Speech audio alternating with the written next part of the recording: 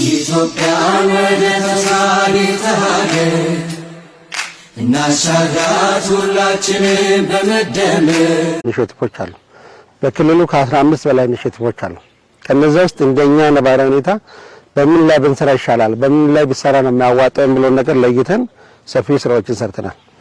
እንደምናየው አላባ ላይ ሁሉም አርሶ አደር ጧት ቡና ይጠጣል። ግን ቡናውን የሚገዛው ከገበያ ነው። ጓሮ ላይ አፈር አለ፣ ዝናብ አለ፣ መሬት አለ፣ የሰው ጉልበትም አለ። እነዚህም በአግባቡ አቀናጅተን ብንሰራ ኖሮ ጓሮ ልማት ላይ በአግባቡ ብንተገብር ኖሮ አርሶ አደሩ ቡናን ከገበያ አይገዛም። ቡናን ለገበያ ማቅረብ የሚችልበት እድል እያለ ለብዙ አመታት ቡናን ከገበያ እየገዛን ቆይተናል። አሁን ግን በቁጭት ቡናን ከቤታችን ቡናን ለገበያ ማቅረብ አለብን በሚል መሪ እየሰራን ያለናቸው ስራዎች አሉ። በዚህም አበረታች ውጤቶች ተገኝተዋል። ባለፈው አመት ብቻ 539,000 ቡና ተክለናል። ይሄ ቀላል ቁጥር አይደለም። ወደ 202 ሄክታር አካባቢ ነው ባለፈው አመት ብቻ የሸፈነው። ዘንድሮ 720,000 ቡና በዚህ ሚያዝያ ወር ብቻ ለመትከል አቅደን እየሰራን ነው። ወደ 288 ሄክታር ይሸፍናል። ከዚህ በፊት ቡና ጓሮ ላይ 10-20 ነው የሚተከለው። ግን ክልሉ ላይ አዲስ ኢኒሼቲቭ አለ ከቡና ጋር ተያይዞ አንድ አርሶ አደር 250 ቡና በመደዳ 120 አርሶ አደር በሚል መሪ ችግኝ ጣቢያዎች ባሉበት አካባቢ ጀምራናል። ከችግኝ ጣቢያ ባሻገር ለውጥን ቶሎ የሚቀበሉ አዳዲስ ኢኒሼቲቭን ቶሎ አክሰፕት አድርጎ ወደ ተግባር የሚገቡ ቀበሌዎች ላይ ለአብነት እዚህ አንደኛ ጡቃ ላይ ከ10 በላይ ሄክታር ነው የቡና ክላስተር አዘጋጅተን ተከላም የጀመርነው። እዚህ ክላስተር ላይ 35 አርሶ አደር አለ እዚህ ቀበሌ ላይ ብቻ። ይሄ 35 አርሶ አደር ጓሮ ላይ ከሰራው ባሻገር ለም መሬቱን ማሳ ውስጥ በታሪክ አላባ ላይ እንደዚህ አይነት መሬት ለቡና ተለቆ አያውቅም። ይሄን አዲስ ኢኒሼቲቭ እስከሆነ ድረስ አርሶ አደሩ ቡናን ሽጦ በቆሎ መግዛት ይችላል። አርሶ አደሩ ቡናን ሽጦ ጤፍ መግዛት ይችላል። ሌላውን ነገር መተካት ይችላል። በዚህ ልክ ቡናችን ከጓሯችን የሚል መሪ ይዘን የክልሉ ኢኒሼቲቭ ለማሳካት ቡና ላይ መጠነ ሰፊ ስራዎችን እየሰራን ነው። ጧትን ተከላ ቦታ ላይ ያያችሁት የቡና ክላስተር ተብሎ የተፈጠረው ውሃ አለ አጠገቡ ላይ ወንዝ አጠገብ ላይ የተተከለው ባህር ዛፍ ነው። ውሃና መሬት ተቀላቅለው ግን ለምግብነት የሚውሉ ሰብሎች ላይ መሆን አለባቸው። ባህር ዛፍ ወደ ቦታው መሄድ አለበት። ዳገት ላይ የደረቁ መሬቶች ገደላማ አካባቢዎች ላይ ቢተከል ያዋጣል። ግን እዛ አጠገቡ ላይ ወንዝ አጠገብ ላይ ባህር ዛፍ ተክለን እዛው ለመሬትን እያደረቅን ከምንቆይ ባህር ዛፉን ነቅለን ወደ ፍራፍሬ ወደ ቡና ቀይረን ጧት ያያችሁት ወደ 7 ሄክታር የሚጠጋ ቡና ላላወቀ ሰው የ4-5 አመት ሊመስለን ይችላል። የ2 አመት ቡና ነው። በዚህ ሚያዝያ 26 ላይ 2 አመት ይሞላል። በ2 አመት አንድ ጊዜ የመጀመሪያውን እሸት ለቅሟል። ይሄ ምርቱን ቶሎ የሚሰጥበት ዋናው ምክንያት ሳይንሱን ጠብቀን ስለተከን ብቻ ነው።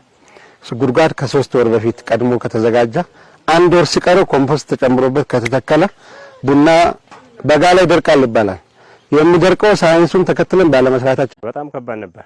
መሬቱ ራሱ ተጋልጦ ለጎርፍ እንዲሸረሽረው ተጋልጦ ብዙ አደጋ ለመሬቱ ራሱ ይደርሰው ነበር። ጫካ ሆኖ ብዙ አደጋ አለው።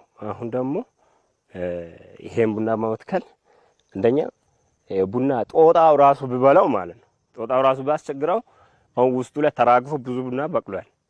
አሁን ወደ ፖት ቀይረን ለገበሬዎች ለማቅረብ ምን ሰሩ ነታም አለ። እኛ ከገበያ ነው የምንገዛው። ሲዳማ ይመጣል ቡና ከሌላ ሀገር ከእርጋ ጨፌ ይመጣል፣ ገበያ ይመጣል፣ አላባ ቁሊቶ ይመጣል። ከዛ ነው ገዝተን የምንጠቀመው። ይሄ ቡና ከተተከለ ወዲህ እንደውም ንጹህ ቡና ምን የመሰለ ቡና ነው ቤት አፍልተን እየጠጣን ነው።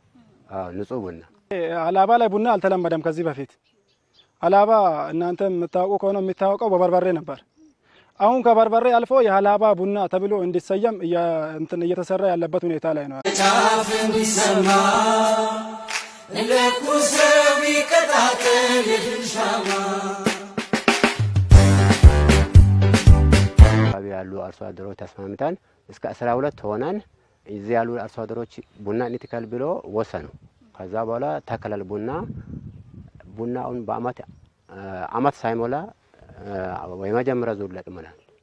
ቡና የተተከለው በ2015 ሚያዝያ 10 ላይ ነው።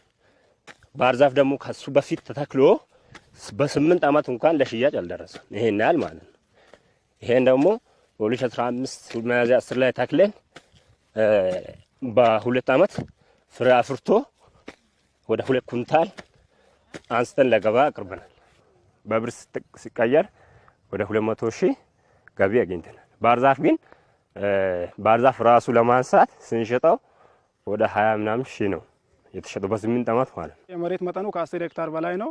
የቡና መንደሩ በጣም ብዙ ትርጉም አለው ነው እና በጣም ብዙ አርሶ አደሮችንም ሊለውጥ የቻለም ነው። አትክልትና ፍራፍሬ፣ ሌላ ደግሞ አቮካዶ፣ ፍራፍሬ፣ ፓፓያ የመሳሰሉትን በዚህ ቡና ውስጥ እየተጠቀመን ልጆቻችን እየተመገቡ እየተማሩ ነው። ለገቢ ምንጭም እየጠቀመን ነው። እቅዳችን ገና አስፋፍተን ወደ ሄክታር ከሄክታርም በላይ ተክለን ለገቢ ምንጭም ለቤት ፍጆታም ለመጠቀም ፍላጎት አለን። ብዙ ሀሳብ አለን። ከዚህ በፊት ላሳለፍነው አመታቶች በጣም ተቋጭተናል። ይሄን አሁን በመስራታችን ከዚህ በፊት ያለፉትን በጣም ተቋጭተን ከዚህ በኋላ ደግሞ ለምንሰራው እርስ በራሳችን እየተጋገፍን ገበሬዎች መንግስት ከዞንም ሆነ ወረዳ ክልልም የጄኔሬተር ድጋፍ እየሰጣልን በዚህ ሁኔታ እየሰራን ያለው ሁኔታ አለ። ፍራፍሬው አለ፣ አቮካዶ አለ፣ ፓፓያው አለ፣ ሙዙ አለ። ሁሉም ተያይዞ ሲሄድ የምግብና ስነ ምግብ ዋስትናን ማረጋገጥ እንችላለን። ተሻግረናል። ቡናን ከሰኔ ከሐምሌ ወደ ሚያዝያ እናንተ ብለን የጀመርነው ስራ ውጤት አምጥቷል። የቀጣይ ዓመት የቡና ችግኝ ዝግጅት ካሁኑ ዘር ገዝተን አዘጋጅተናል። ልክ ግንቦት 30 እንዳለቀ የቀጣይ ዓመቱን እንቀጥል ነው። ጓሮ ልማት ላይ 30 40 30 የፍራፍሬ ልማት አለ፣ የፓፓያ ልማት አለ፣ የአቮካዶ ልማት አለ። ይሄን ሁሉም አርሶ አደር 100 ፍራፍሬ ኖሮ ማለት ሀብታም ነው። ግን እኛ አሁን ትምህርት ስብራት ምንለው ጤና ጋር ከኑትሪሽን ጋር እያዘን የምናነሳው መሰረታዊ ችግር ጓሯችን ላይ ስላልሰራ ኢትዮጵያን ወደ ተሳሪተ ሀገር እናሻግራት ሁላችንም በመደመር